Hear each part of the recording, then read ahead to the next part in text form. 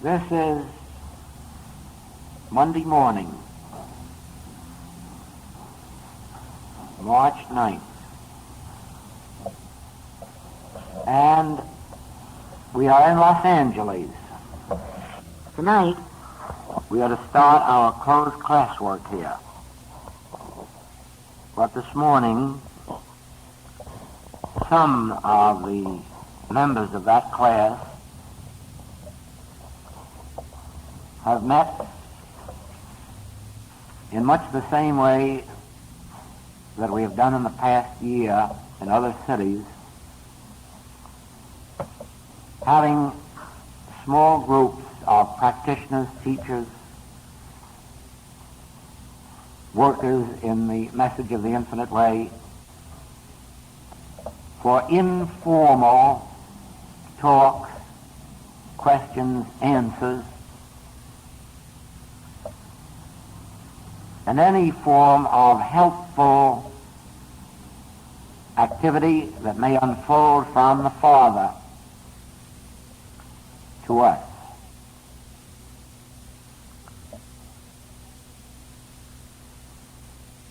It may well be that there are some here this morning who have not had active work, active experience in healing work or teaching,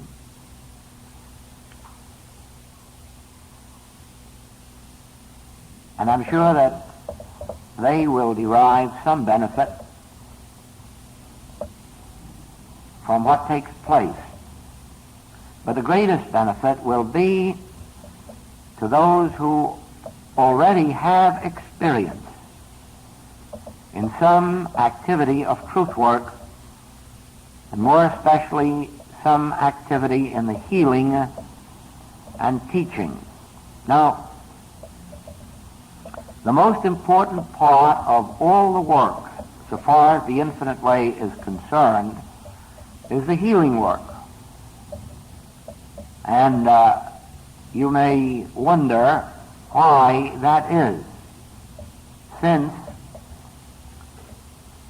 the infinite way is not primarily a healing process or a method of healing sick bodies or sick people.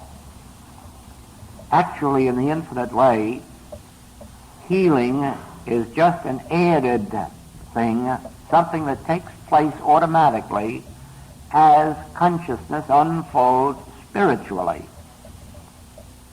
But the reason that these morning sessions are devoted so much to actual healing work and meditation is that you can almost measure your spiritual understanding by the amount of healings that take place through your consciousness.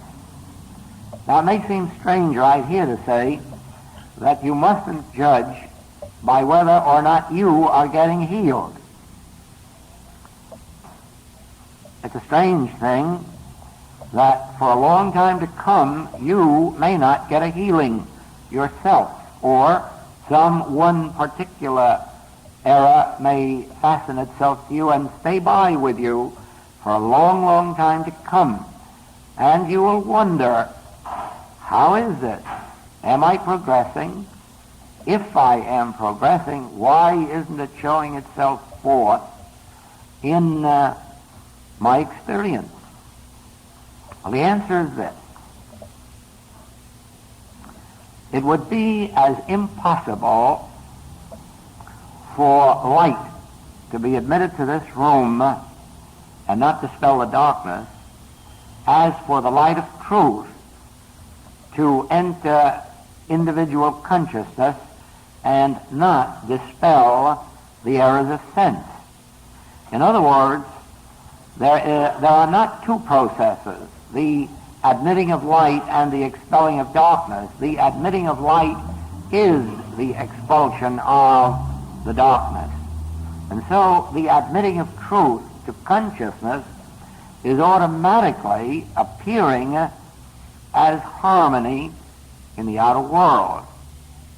Ah, but you just said that some sin or disease or lack may still stick with me.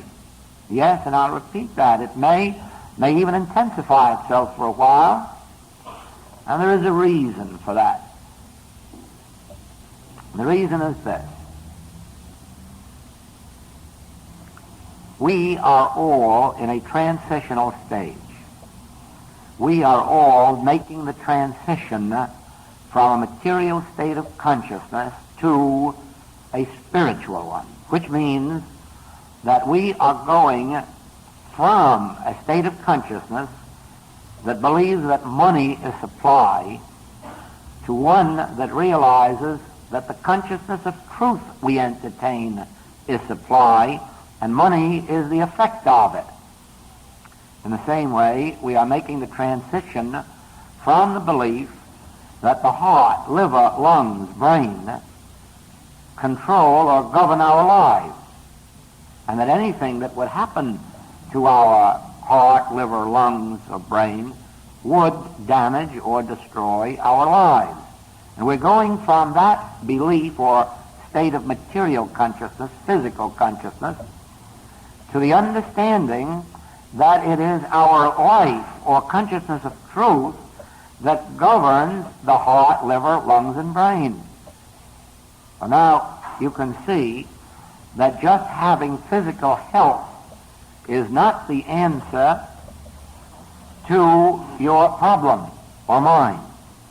That having a state of physical health may, if anything, fool us into a sense of satisfaction with daily living that may eventually bar us from the kingdom of heaven. Why? Oh, it's so wonderful to have health and supply and say all is well and be very happy in it, not realizing that there are lots of people with no sense of God at all who have more health and more wealth than we have. Now, we will never be satisfied until we have come into the full consciousness of God as our health, which means then that even if they throw atomic bombs at us, they cannot affect our health, our body, our life, or being. Oh, I know that in the religious world they would say, oh, even if you die, you are immortal, your soul goes on. But I'm not speaking of that sense of immortality. I'm speaking of the sense of immortality as we understand it in spiritual wisdom. The sense of immortality that says nothing can affect my life, mind, being, or body, since only the consciousness of truth is the substance, law, cause, and effect of all being. And so you see that we may, with the light of truth that we've gained, we may bring a great deal of benefit into our experience, and much more benefit into the experience of our friends, relatives, neighbors, patients, and students. And we may still walk around with a thorn in the flesh for a while. We may still walk around with some form of physical or financial discord, and we must not desire to see it go until it goes through spiritual wisdom. Many people have said to me, you know, those eyeglasses aren't becoming on you on a platform talking about spiritual truth. Why don't you have the base method just remove them from you? And I said, then what would be the difference? I'd just be the same man without eyeglasses as I am with eyeglasses. Nothing would have been achieved except the glasses taken off. No, and then I said, in addition to that, I'd be a liar. So many people would be saying, now you see, he made the demonstration through God. That wouldn't be true. No, I'm going to let them stay there until through an elevation of consciousness, spirit removes them. And so it is with any discord, any inharmony. I have been through in years past a sense of financial lack, but I did not try to remedy the situation by asking people for money or telling them they ought to be grateful or ought to pay me or borrowing it, for the simple reason that that would not have met my need. I have embarked on a spiritual path, not one of attaining material good. And I'm not ashamed of having a cold or any other physical discord. I'm not ashamed of lack or limitation if it is part of my experience. I'm not a metaphysician who says you can tell how much spiritual understanding I have by how many homes or automobiles I've got, or I can afford a yacht. That is not the sign of spiritual unfoldment. But with spiritual unfoldment does come economic freedom, and abundantly too, and the freedom of body abundantly too. But if we do have a discord here or there, let's not be ashamed of it. I don't mean boast of it either, but let's not be ashamed of it. I don't discuss this outside of a class of this kind, but all cards are on the table here. I'm giving you everything I know for your benefit, and not merely for yours, but for the benefit of those who will touch your consciousness. Now then, a sense of physical or mental or financial discord at the present time is no sin. It really just represents that phase of our lack of transition. And there's no disgrace to that. The way is straight and narrow, and few there be that enter. Now, we are the few who are seeking to enter, and in some measure, all of us have entered, and we're going to keep on until we make the grand entry. But while we're doing it, do not condemn yourself or another for some lack of demonstration. Remember, they may have gone 99% further than you or I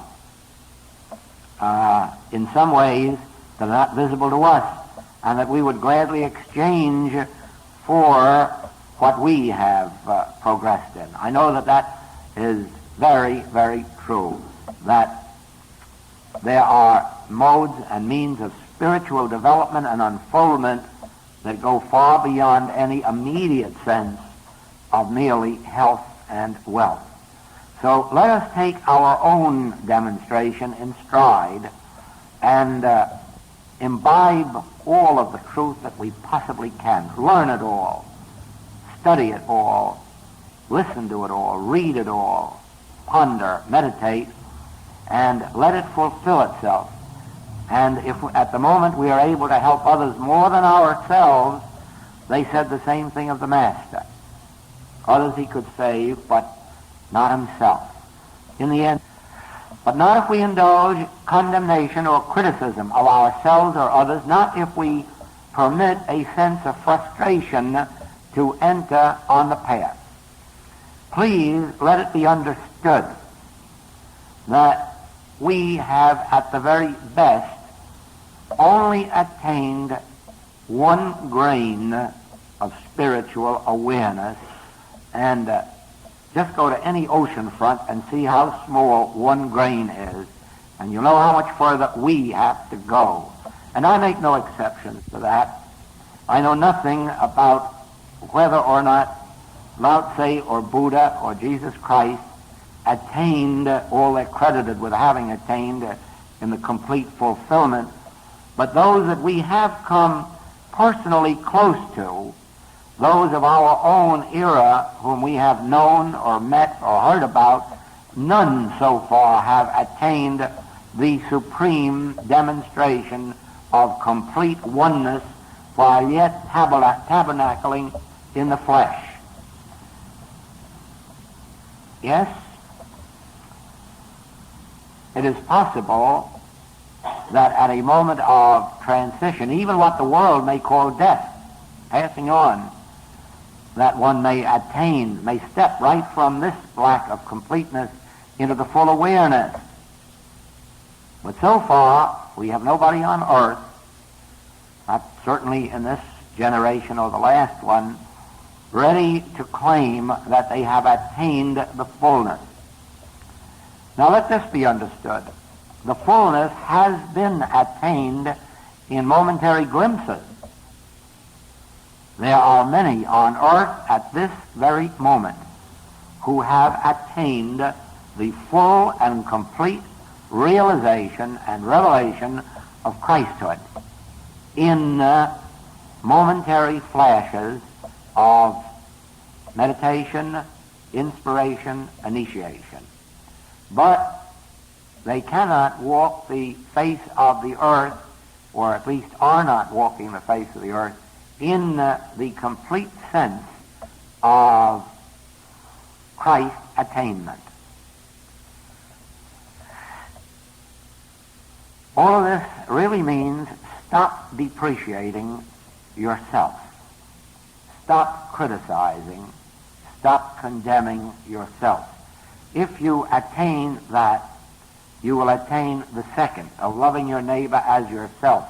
In other words, you will no longer criticize, judge, or condemn your neighbor's lack of demonstration. But first, overcome the mastery and give up all sense of rebellion, frustration, doubt. And that leads naturally to this.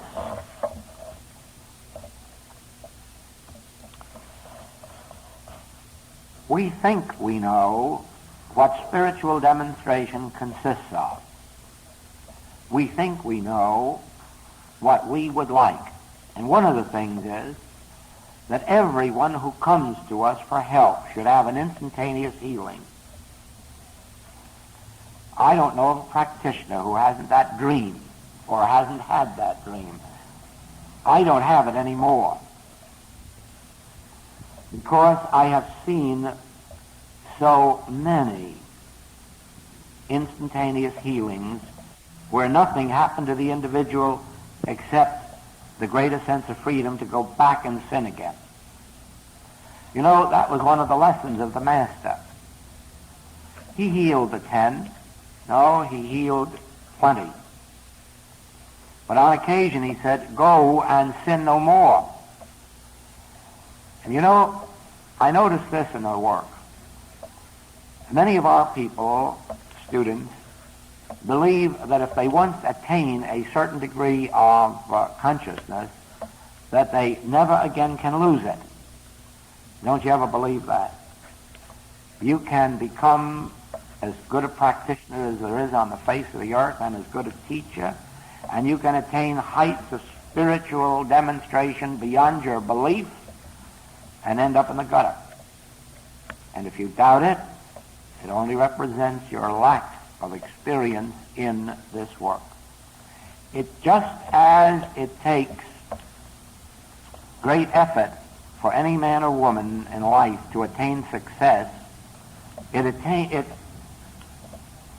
embodies greater attainments to retain that success.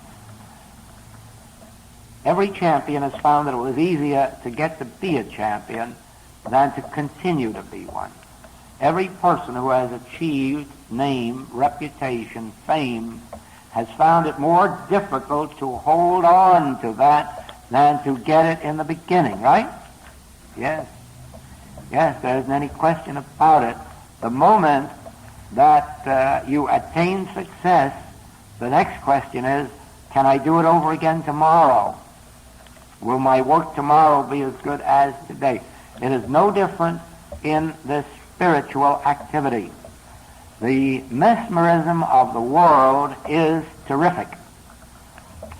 And a person may go on to spiritual success and then find themselves up against 1,000 temptations. Somewhere the Master tells of a healing, making room for 7 more to enter. One devil going out, making room for 7 more to enter. We get cleaned out of 7 devils sometimes to make room for 70 to come in. Now, we don't speak of this ordinarily in our work. It isn't in the writing.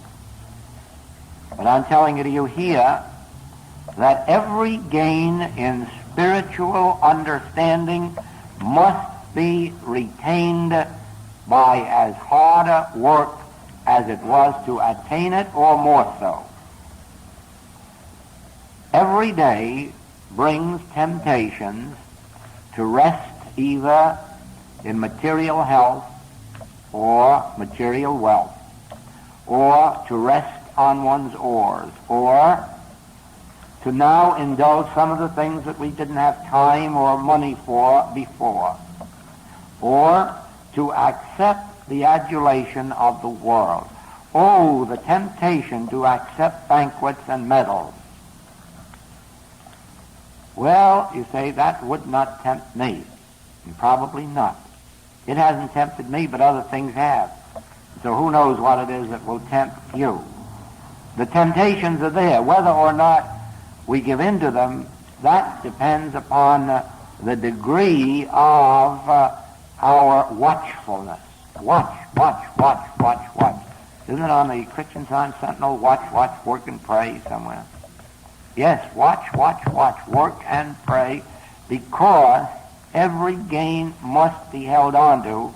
For every spiritual gain, there are two temptations lying in wait to snatch them from us. It has been one of the sources of sadness in my experience in the Infinite Way work to see some students make rapid headway, wonderful headway, and do some fine things, and then very quickly fall by the wayside. Reminds me a great deal of the Master's teaching of the planting of the seeds, and some of it does take root and spring up, but it doesn't last long. I've seen that. I've seen people seem to gain a wonderful understanding of truth and go out and have some nice healings too, and then very soon fall by the wayside with one of these temptations of sense or another. And there's so many that there would be no use now of rehearsing all of them.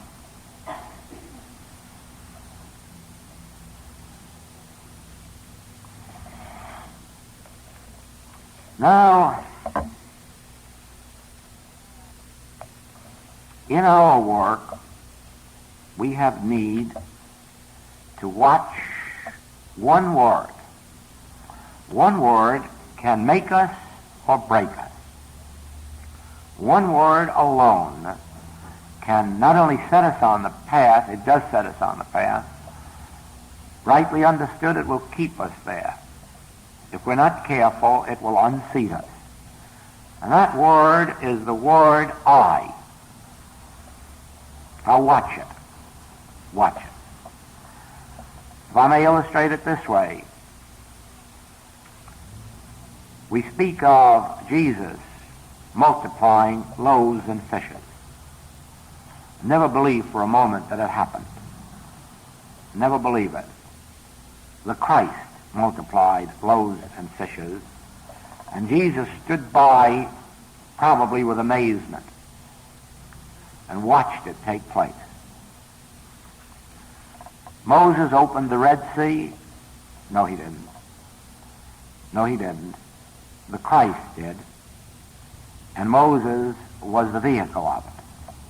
Had Moses ever put the word I in there, it would have been his undoing, or Jesus. It was only Jesus' complete understanding of the fact that I can of my own self do nothing, that my doctrine is not mine, that I bear witness only to the Father.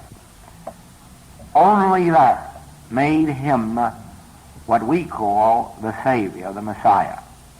Had he for a moment thought that he was endowed with spiritual power, he would have been lost. And anyone today who believes that they are endowed with spiritual power will be lost. Nobody is endowed with spiritual power. God alone is spirit, and God alone is spiritual power. And the best that we can do is become, through non-action, through non-I, the not I, the instrument for its activity. I could illustrate that in an experience that happened recently.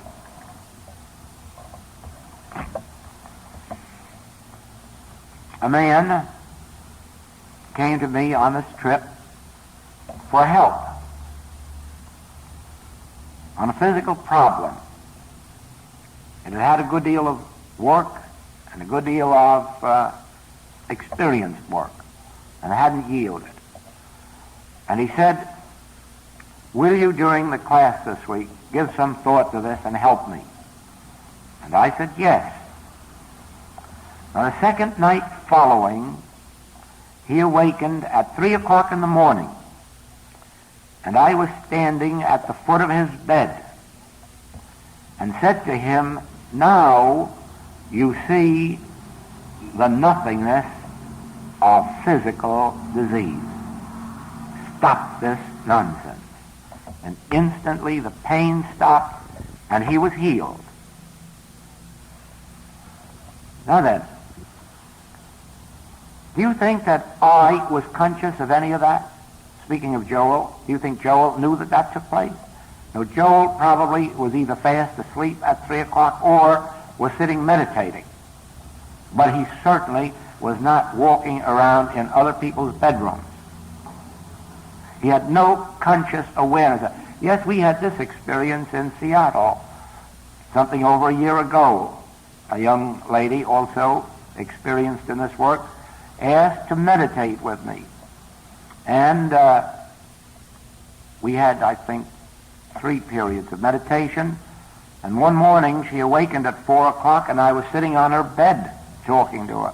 And she looked up and said, "Oh, I don't want Joel, I want God." And the answer came, what is the difference? What was the difference? There wasn't any difference because it wasn't Joel there consciously. Joel knew nothing about that. That was God expressing itself in the way necessary at that moment. And heaven help Joel if he thought he could do it or tried to do it for you. Do you understand that? Never believe that I, as an individual, and many in our work have had similar experiences to this. Many, for many years past, have had experiences with me of this kind. But never once have I consciously known that it was happening. Never was I, Joel, consciously responsible for it. Then you say, how did it happen? It happened because of non-I. It happened because Joel sat in meditation with God, with no thought of you or where you were or what your need was. You had turned to Joel, knowing that Joel had enough awareness of this thing not to think that he was a healer. And so you weren't turning to Joel, you were really turning to the God consciousness manifested as Joel.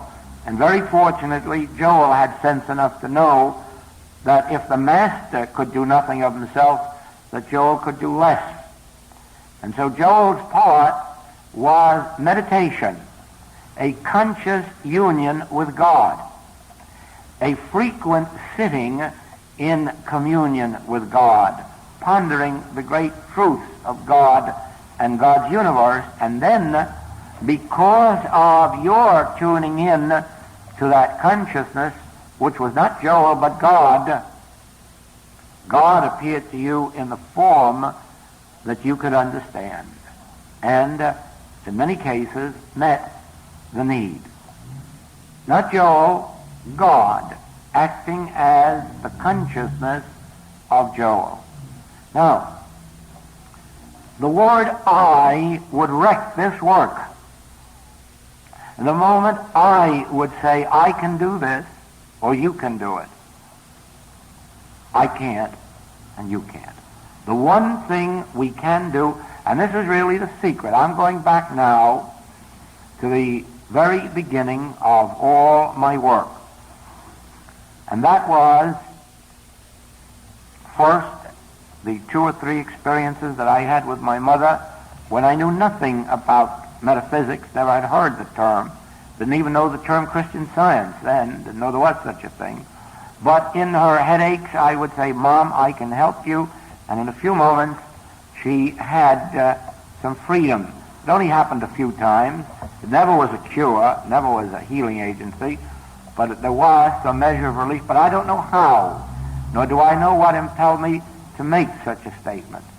Then, after the experience in 1928, in which I was lifted out of the material sense, from then on, healings began to take place automatically whenever people asked for it. But I had no process and no treatment. I knew only one thing: to sit quietly, wait until that touch came, that sense of awareness of the presence, and the healing took place. Never ask me how. I do not know any more than I know now. No one knows how healings take place. All I know is that as this quietness, this gentleness, this peace descends, in some way the healing takes place. Therefore, my function, as I learned then, and I've never had reason to change it, my experience is that the conscious communion with God, the touch of God in our consciousness, is the healing agency. Therefore, our function is merely attaining that oneness, attaining that consciousness of God's presence, and then letting it do the work. Now,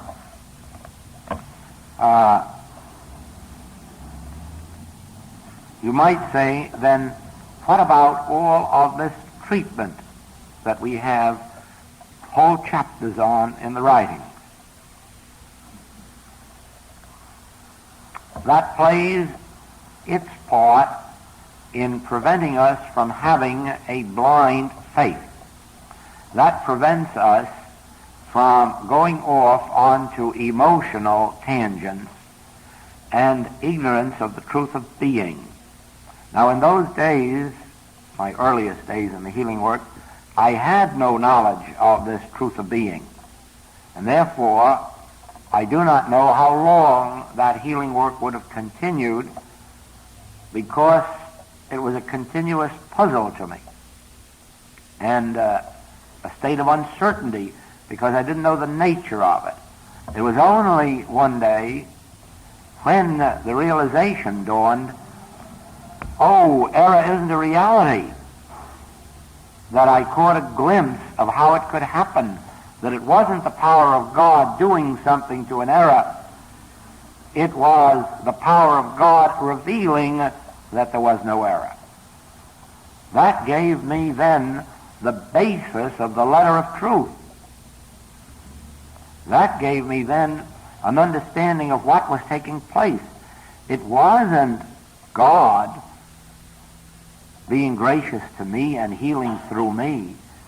It wasn't God doing something through me that it wouldn't do through anyone else. It wasn't God doing something for one patient that it wouldn't do for another patient. Oh, it had nothing to do with anything like that. It was the fact that as human beings, we haven't got a God. As human beings, we are separate and apart from God. As human beings, we are completely outside of God's control, not under God's law, and anything can happen. Step into a bathtub and break your neck, or go out on the street and get hit with an automobile or anything else, and God cares nothing about it.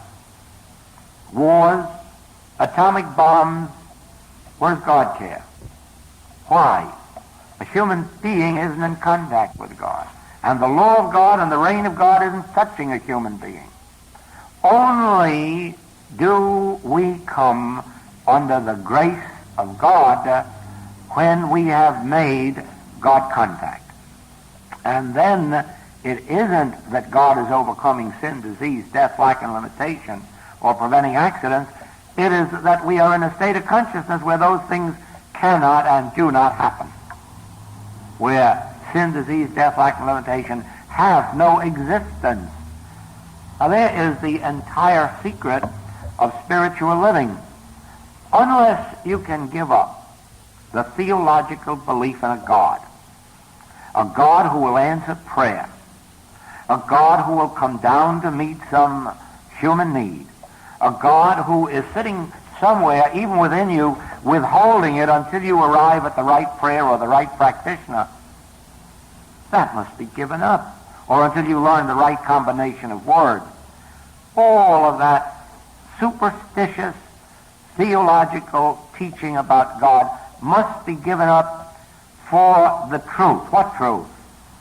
That your conscious communion with God lifts you into a state of consciousness where materiality does not reign, where there are no laws of matter. Did you ever stop to realize any healing that you've ever experienced, of your own or another's, has been a proof that there are no laws of matter? Let us take a simple cold, which is based on the belief of germs. Every cold is based on the germ theory, I believe. There's a germ that passes from one to another, a germ that we contract or contact, and it gets into our system and does something to it, thereby proving a law of matter. But now you go to a metaphysician who never touches a piece of matter, who doesn't have to come within 3,000 miles of your physical self, and the cold disappears. Where is that law of matter? Can a law be overcome? No. Nobody can overcome a law. There's a law of like begetting like. Roses come from roses, peaches from peaches, white from white, black from black. Can you overcome it? No. Can you set it aside? Can you have an exception to it to prove the rule? No. 2 times 2 or 4, you can't have it ever come 5 or 3.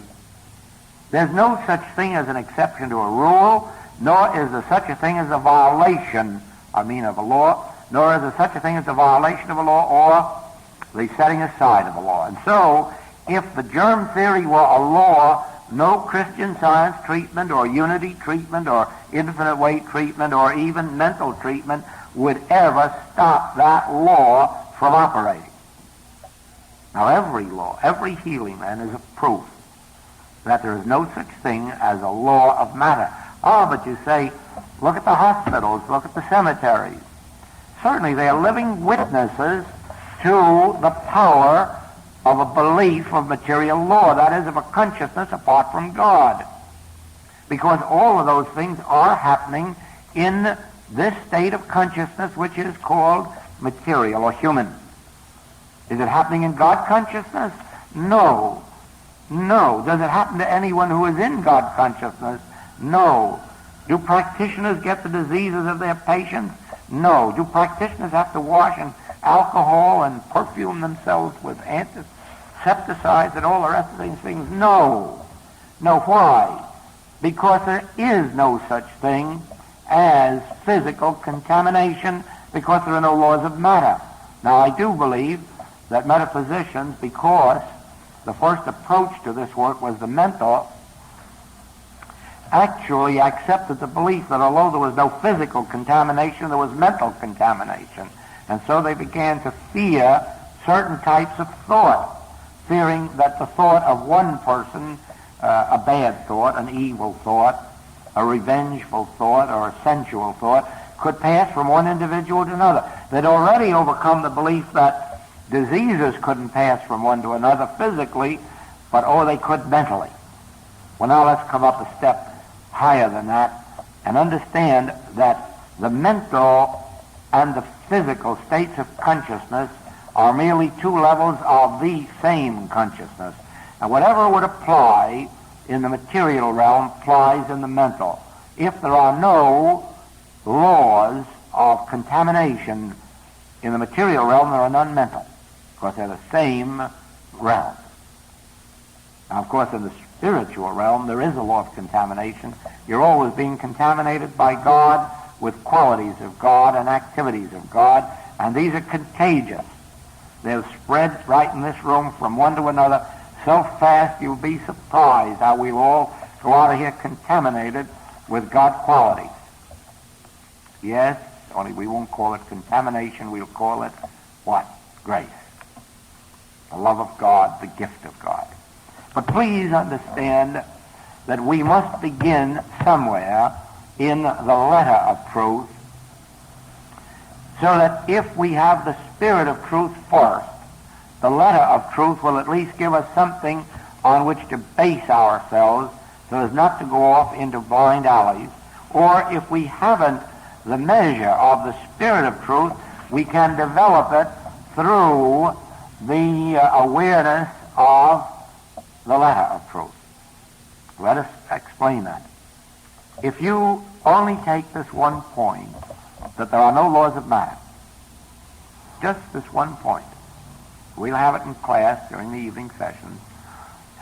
One point, there are no laws of matter. You know what that means? It really means that there are no laws of two things occupying the same place, so there are no laws of accident. There are no laws of matter. That is, so-called laws of matter aren't law, they're beliefs. And a belief will never hurt anyone that isn't a believer. You have to believe a belief in order to suffer from it. If you don't believe it, it can't touch you. Now then, that one point entertained over a period of days or weeks or months will result in such a change of consciousness that every time some claim, appearance, or belief of law, material law, comes, automatically it will be dispelled like light dispels darkness. That's what I mean by, in our classwork, you'll hear much about the activity of truth and consciousness. Now this is what I mean by activity of truth and consciousness. You take one point, only carry it further than I did. You search your thought and see all, or see how many laws of matter that you're aware of, and that you believe were actual laws. Oh, people have hay fever because of flowers. The rest of us get joy because of flowers. Is there a law of matter in that case? No. But try to tell that to the hay fever sufferer. Can't be done. And the same way with asthma, same way with tuberculosis, same way with cancer. Why, cancer is the belief of laws, certain laws of matter, cellular laws. But if they were laws, a cancer would never be healed through this work.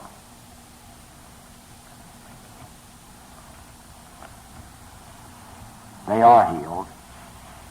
Someday they all will be healed through it.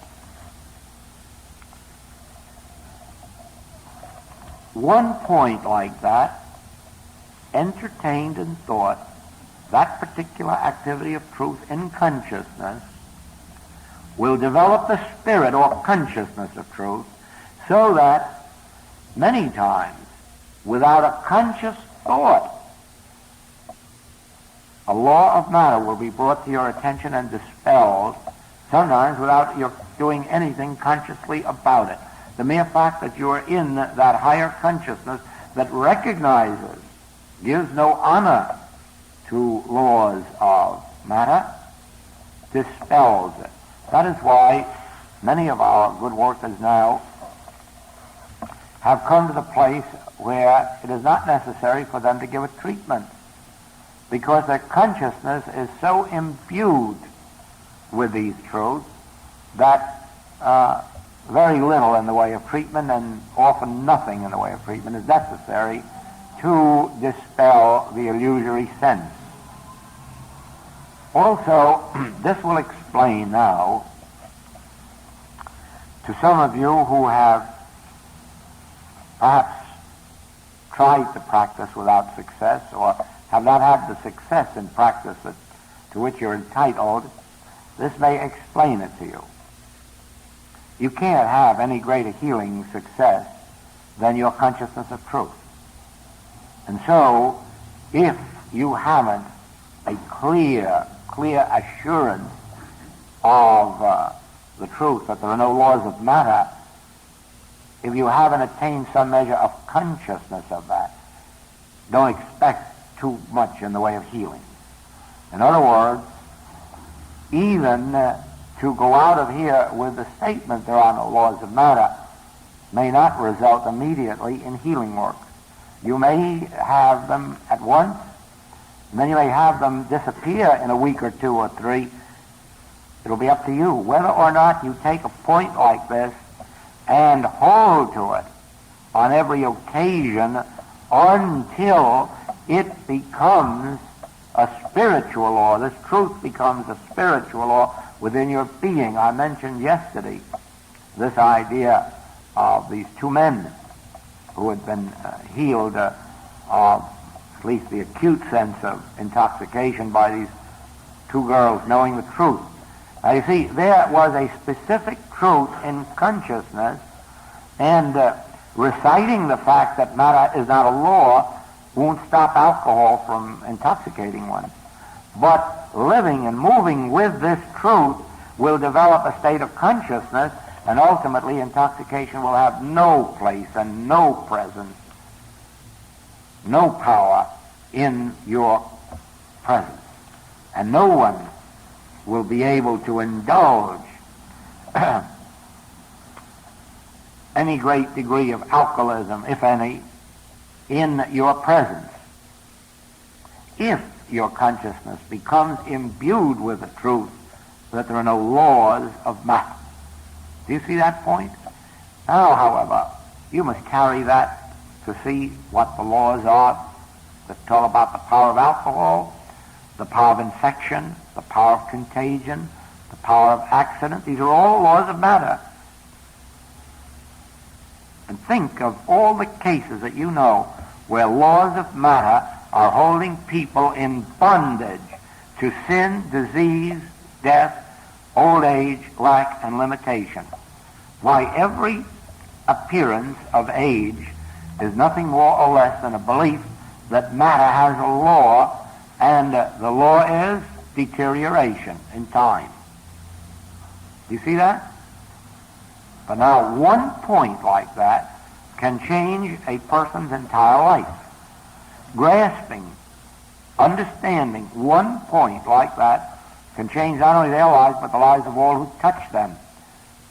But you can see now why I say that it is not given to everybody who studies truth to be a good practitioner. But it's for this reason. There are certain specific truths that must be known, but not merely intellectually known, understood, repeated, affirmed, declared, until they become embodied in consciousness.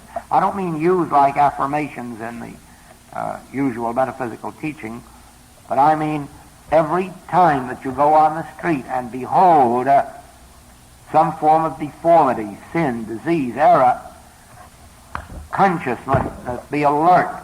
There are no laws of matter. Laws of matter aren't laws, but beliefs, and they aren't power. God is the only power.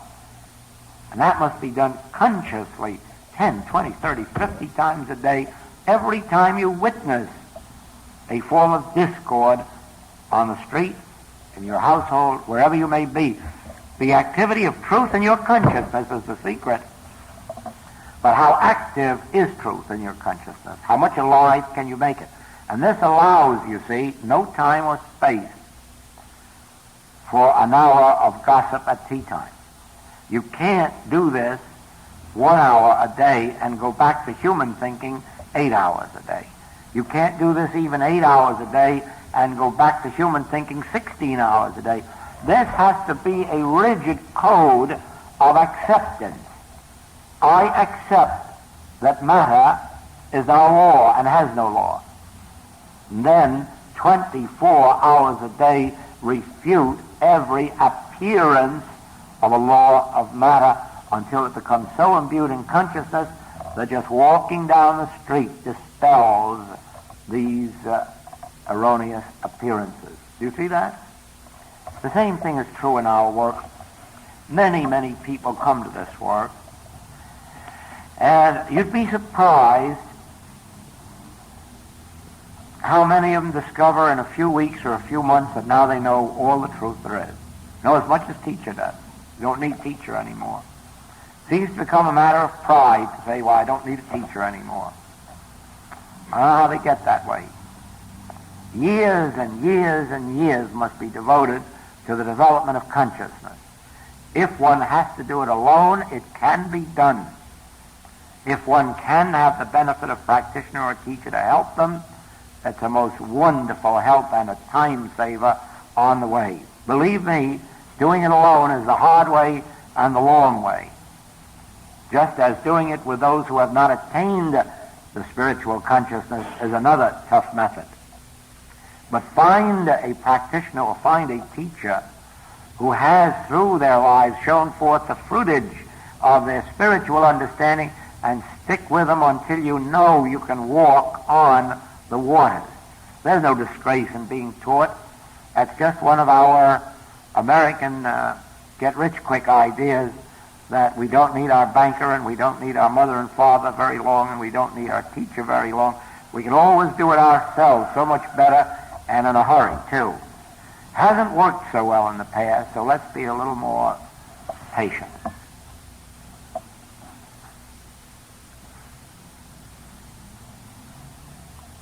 Do you see how these sessions fill a need that the regular classwork doesn't do?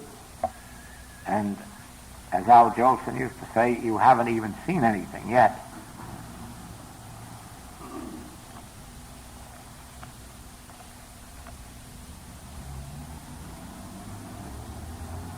I spoke of that false sense of I. When you learn to sit back and commune with the Father, and you get this first awareness of the presence, you will very quickly know that I of my own self can do nothing. And you will know then why you must watch the word I that will at some time or other try to convince you that it was your understanding or your spirituality or your goodness or your living the life or your sacrifice of material things that brought it about. Don't ever believe it. God brought it about. It may be true that you would never have had your God contact but for these other things, but you can't even take credit for those, since it was God that brought you to the sacrifice of material things. It was God that kept your nose to the grindstone. It was God that sends you chasing all over the United States, Africa, and India, or where not, for instruction. It is God that makes you pick up your baggage and say, let's go here, there, and the other place. It's God that holds you to your books hours a day or to recordings hours a day. It isn't you. And it isn't your desire for God. It's God's presence breaking through. So in no wise use the word I. In no wise believe that any spirituality on your part or any abstaining from coffee or tea or meat or sex, that's going to do it. No, no, no. When the Spirit comes through, it may take some of those things from you. If it does, fine, you'll never miss them. If it doesn't, Spirit cannot be obstructed in its work. So don't think that your cup of coffee or tea or your piece of meat is going to stop God operating. No. God cannot be hindered in its operation.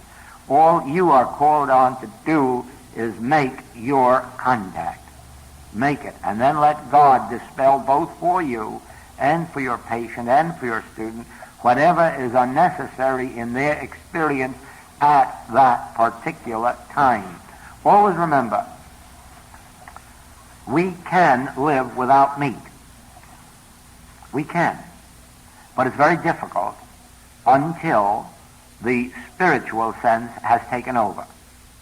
In other words, while we are living in a sense of the physical body, we require not only air, but fresh air.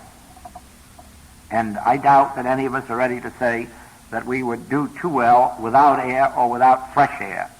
And so it is that our mode of living has attuned our bodies to certain demands.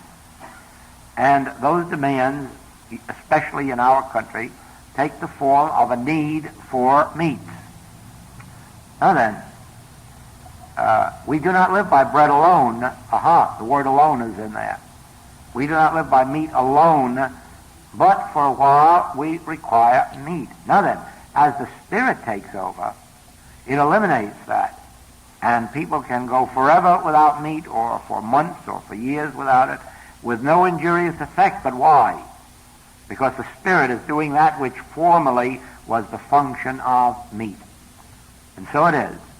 It is said in Scripture that death is the last enemy that shall be overcome. And I ask you to believe, not merely for your own sakes, but for your patients and your students, please believe that sex is the next to the last enemy that will be overcome, if it is an enemy. And if it is overcome, it will be overcome not by repression or suppression. It will be overcome by the activity of the Spirit taking its place, and in no other way. And so, whatever our human sense of goodness may embody, whatever our human sense of rightness may be, please remember this. Let the Spirit bring about the necessary correction. Then, when the Spirit does it, and how do we let the Spirit do it? Through this inner communication or communion or oneness or attunement with God. As we more and more feel that flow of the Spirit,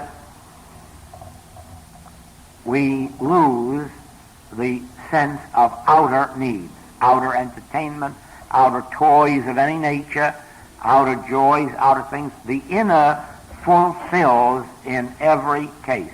And so, when you're dealing with your patients, when you're dealing with your students, do not try to correct them humanly. Do not try to make them better humans. Give them the Spirit of truth. Give them the benefit of meditation and communion, and let the Spirit do the correcting and the improving and the healing and the reforming. Is that clear? Sometimes you're apt to tell them what your demonstration is, and they try to make it like Peter tried to make the Master's demonstration of walking on the water, and they may not make it, and you may not be standing by to save them. So do not try to make the demonstration for your patient or student. Rather, leave them in their error for a while you support them spiritually until the Spirit takes over. And then you'll have a person not merely who has become a good human, you'll have a person who has become fed, maintained, and sustained by the Spirit. Well, isn't that a lot of fun? For tonight, anyhow. Thank you.